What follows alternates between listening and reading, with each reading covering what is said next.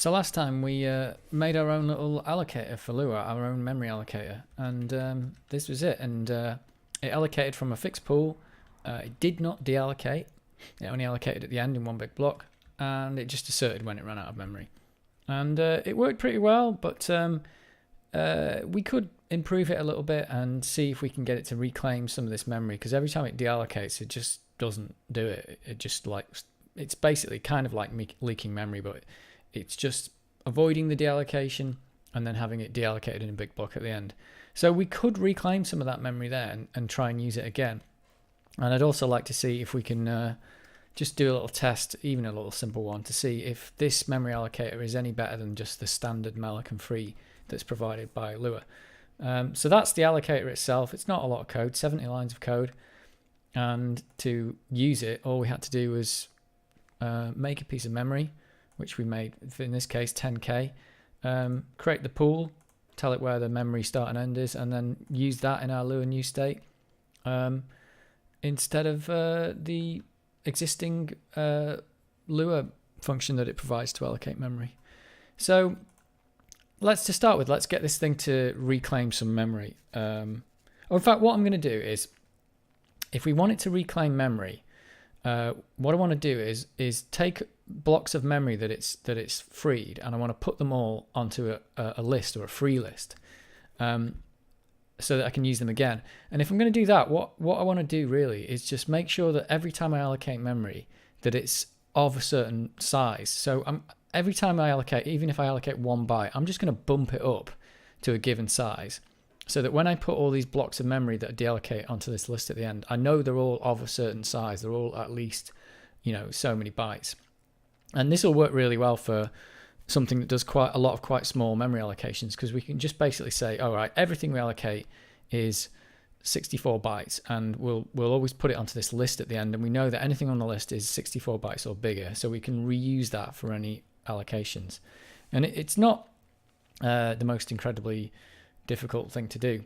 So the first thing we should do is, when we allocate, is make sure that the size that we allocate is always bumped up to this certain number. So even if we're allocating 1 byte or 10 bytes or 32 bytes, we're going to allocate, I think we'll probably allocate 64 bytes here just as a starting point. And we could see that in Lua, that it was actually doing a lot of less than 64 byte allocations, 30 byte, 29 bytes, it's a bit odd, 31 bytes, 33 bytes. So 64 bytes would cover us for a lot of these allocations. So let's try that. Let's in here, what we'll do is, that's the size that we want to allocate, but actually what we really want to do is just bump that up to some new number that we know is of a certain size. So we'll call that size to allocate, and we'll pass in. I'm just going to do this as a function because I know I'm going to need to use this again in a minute. So let's make a function then that will bump the size up for us.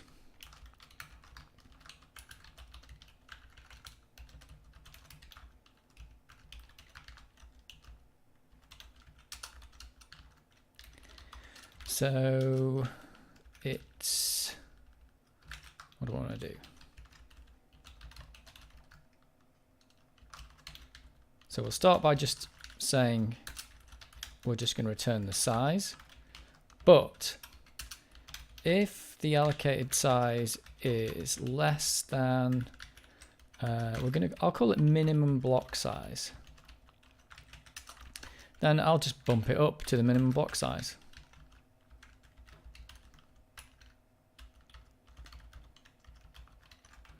So that should make sure that all our allocations are of at least this minimum block size, which we haven't defined. So let's define that up here.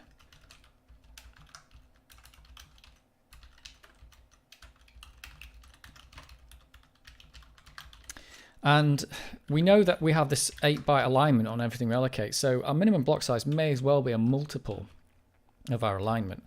So at the moment it's 8. So let's just do that times 8. So that'll be a 64-byte block. So we're going to bump everything up to 64 bytes, and it fits in with our alignment as well. We're not wasting any bytes for the alignment there. So there we go. So when we come to allocate, rather than allocating the actual size that Lua told us, we're actually going to allocate this bigger block. So that should do that. We'll check that. There you go. So that's just changing out the size that Lua gave us for this, like, oh, I'm going to make sure it's at least this size. So that should all be fine. So now we know that every time we allocate a chunk out of our arena, that it's always going to be at least 64 bytes. So what we can do then is when we deallocate, our deallocation function here was just burning through memory. So let's take that memory and we're going to put it onto a list. So let's do the same thing we did with the before, which was, well, let's just copy this line up here. So we know now that when we come to deallocate, the original size that Lua was actually using, we actually know that it's bigger than that. So we can use this same function to calculate that actually the block that we used for this size was actually this big. So that's what we deallocated. So we actually deallocate that. Let's just see, we should be able to see a change there already. So there you go. You can see now that we are, every time we allocate, rather than allocating the number that Lua told us, we're actually allocating this 64 bytes. And sometimes it's bigger, but it doesn't matter. We're just making sure we've got a minimum. And then when we deallocate, we've done the same calculation at the other end to work out that actually, we're not actually deallocating the number Lua gave us, we're actually deallocating this 64 bytes. So now we've got that minimum size. What we can do is, instead of just burning through the memory, which is what we do here, we can push those like 64 and bigger byte blocks onto a free list. And if you've never done a free list before, it's quite simple. A free list is just a linked list, but the list itself is just blocks of free memory. So we're just going to link the blocks of freed up memory together. And every time we need one, we'll just pull one of those blocks off the head of the linked list if one exists. And if it doesn't, we'll just do our normal allocation. So to do that, I'll just make a struct called Freelist. If I can spell it. And all that's going to have in it is a pointer to the next block in the free list. So it's just a linked list that has a pointer to its next, but we're using the freed up memory to store the pointer to the next block. So the only criteria we need is that this free list, this block has to be able to store, in our case, just a pointer. So it has to be at least 8 bytes each allocation. And we know that anyway because the alignment's 8, and also we've set this minimum block size of 64.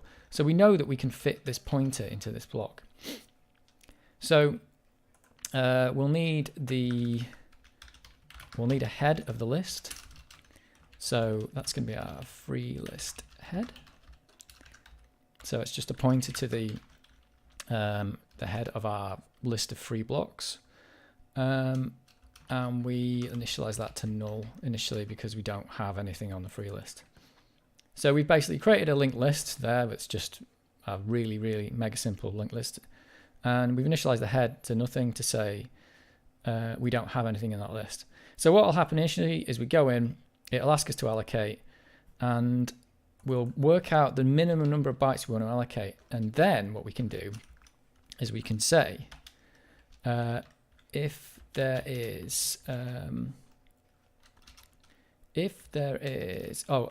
allocated bytes, this is one thing. If the allocated bytes is equal to the minimum block size, so if we know that that this block that we're going to allocate will fit in our minimum block size, and in fact it can be less than or equal to the minimum block size, it doesn't really matter too much, and we have something, and we have a free list head.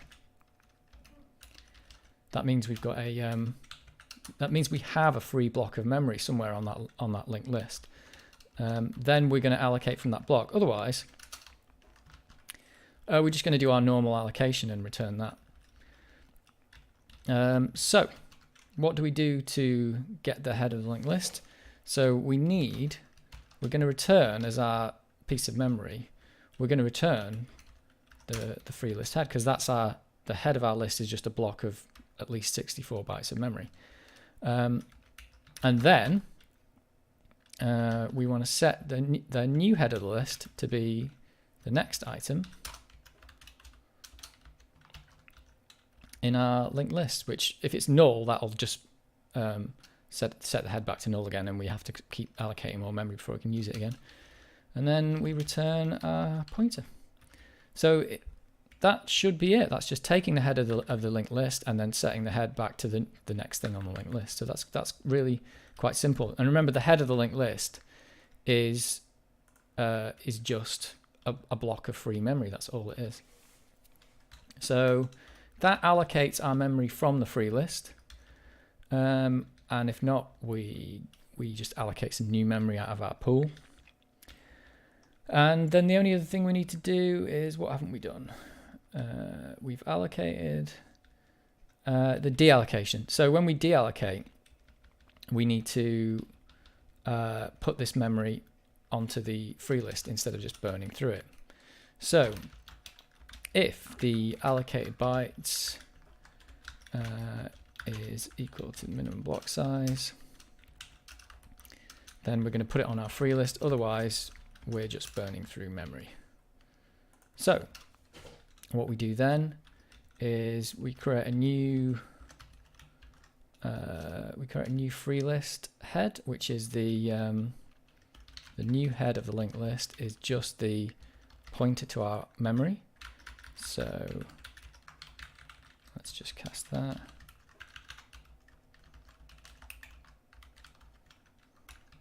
So you can see that each element in our linked list is just the pointer to the block of memory, and we know we can do that because we know it's this 64 bytes. So there's the new head, and the new head next is the current head.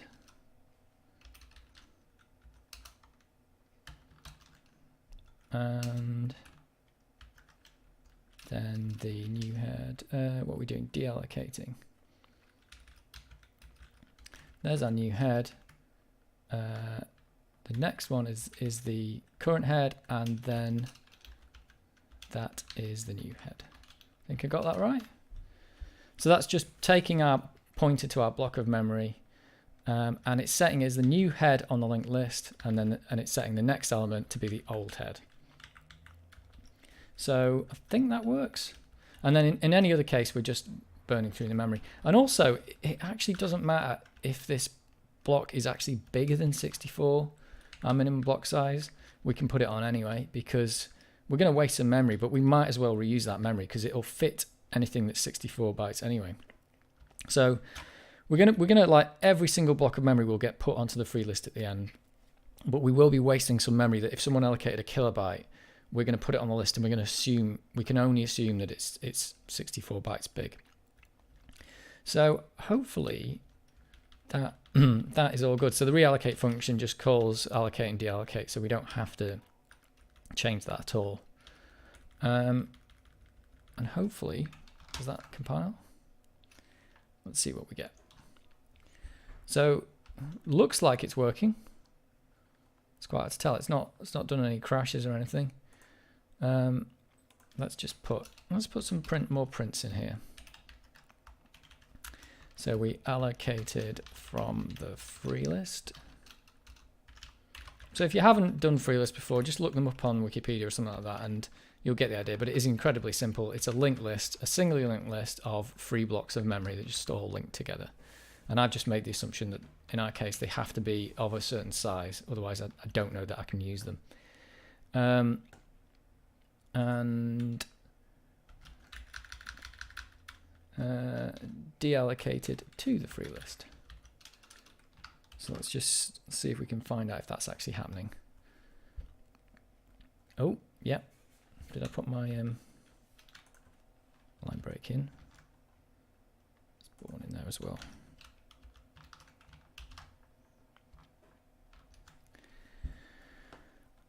Right, so as you can see, we go in and we start allocating. Now there's nothing on the free list at this point, so it has to allocate from normal memory. So it's just doing allocation, allocation, allocation, and then reallocation. And then it looks like this is the Lua close happening here. And it's just sticking everything back onto the free list. And then at the end, it just ends. So you can see it even put our 1552 bytes onto the free list. So that's not that much use because, well, we didn't really reuse any memory there. as you can see, because we just opened a state and closed it. So the Freelist in this case was actually slowing us down, but that is quite a contrived case, which is, I think it was this one, where we don't really actually do anything. We open the state, we create something, and then we just close the state. So there's never any reason to reclaim memory in that one. So let's try this in, let's take our pool allocation, and let's use it in one of our older examples, like this one that actually does something in a script. And all we have to do for that is, instead of using that new state, we're going to use our allocator there. Let's try that. Have I got it running? Couldn't overwrite it because it thought it was running, I think. So let's try this one. And we asserted because, oh, that's us running out of memory. So we didn't allocate enough memory for this particular case. I mean, that's still one of the problems with our allocator, is that if it runs out of memory, it just asserts and crashes. So 10 kilobytes isn't enough to run this particular script. So let's try a bit more. Let's try 20 kilobytes.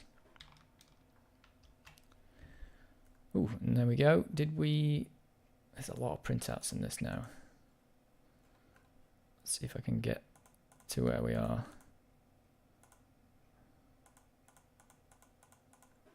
Oh, there we go. There's our script running. So allocating from the free list. So yeah, so it's pulling some memory from the free list now. Deallocate to the free list, allocate from the free list. That's us closing. There you go. Allocate from the free list, allocate from the free list. So it looks like it's working. It looks like it's reclaiming some of that memory and using it over and over again. So the question remains then, apart from the fact this is like slightly less memory efficient in that it burns through a bit more memory than before, and it can run out of memory, and it can't be multi-threaded now because this assumes that no one else is using this memory pool. Is this actually any better than the just bog standard Lua new state, which uses malloc and free? Is our little memory pool actually any more efficient for our use case? At least the one we've created. So I can do a little test for that, but the first thing we're going to do is just remove all these printfs, because as useful as they were, they are really slow. And if I want to do a little speed test, I need to remove them.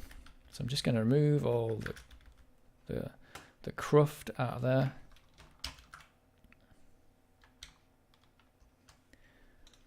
And there you go. So that's our program running at normal, but we're not just printing out loads of debug information in our memory allocator. And it looks like everything's working, but what we really want to know is, did we improve performance? So we're not going to see a big change for just one run through of this. So what I'm going to do is I'm going to run this. I'm going to run our old script quite a few times, and I'm just going to do a really basic.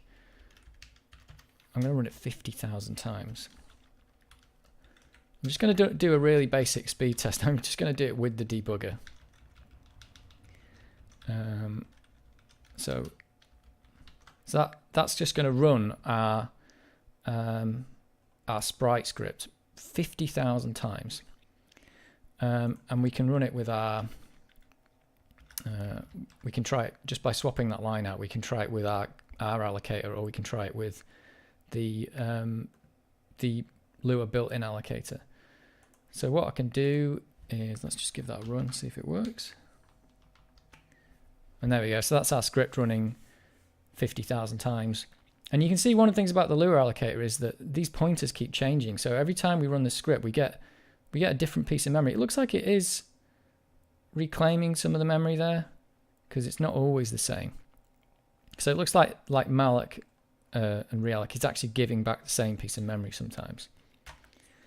So that's not too bad. But again, I want to get rid of these printouts because they're just so slow. Like they're going to distort this test that I'm trying to do. So I'm going to get rid of these sprite draws.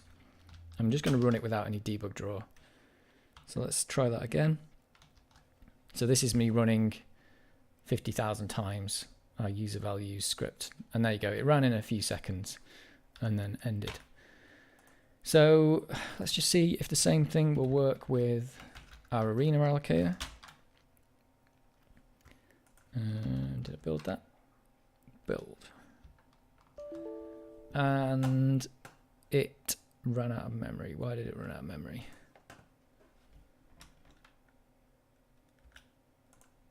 It ran out of memory. Did it run out of memory because... Oh, because I'm not reinitializing the pool each time. I'm using the same pool over and over again. So actually, one of the things I can do here is we can have a reset for this pool. So if we've used the pool and we've burned through a load of memory and stuff, we're just using the same like block of memory. It's a begin and an end block. We can just reset this pool so we can use it again. And all we do for that is the free list just gets nulled. And we set the current pointer back to the beginning again. And that just says, let's just start all over again. Let's just use our pool as if it was brand new. And we don't have to like, do anything to the memory in there or anything. We don't have to like zero it out or anything. We can just use it again and again. And to avoid code duplication, let's call reset in there instead of these two. So that's just, so resetting the pool and allocating the pool are, kind of do the same thing there. And what we do then is, before we use our pool, we'll reset it.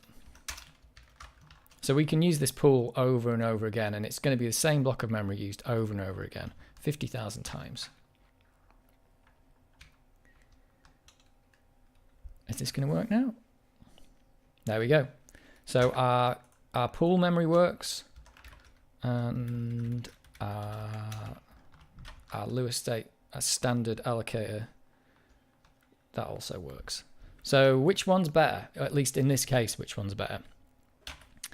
And to do that, I'm going to do a really, really like lo-fi way of testing this. I'm going to put a breakpoint there, and I'm going to put a breakpoint at the end here after the Lua, after the 50,000 executions have been done, and I'm going to run it in the debugger.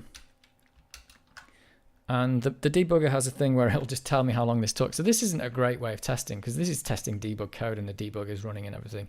But it'll give me an idea, I think, as to whether one is better than the other. So I run it to that breakpoint, and then I'm just going to hit continue. And when it hits the next breakpoint, it's going to tell me how long it took. So here we go. Let's wait a few seconds.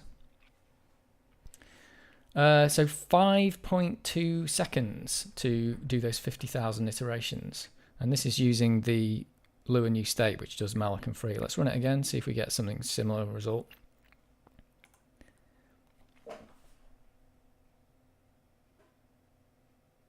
And 5.1, let's run it one more time.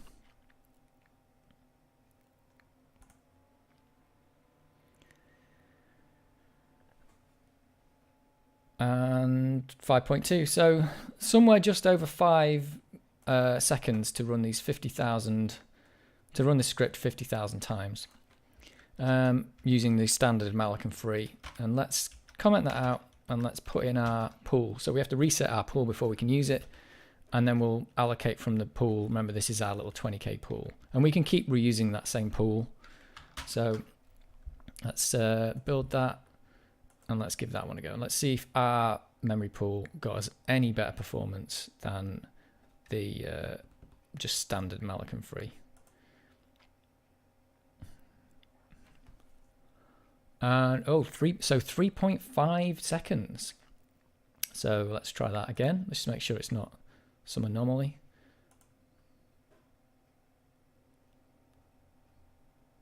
.2 seconds. It's getting quicker. And let's try again.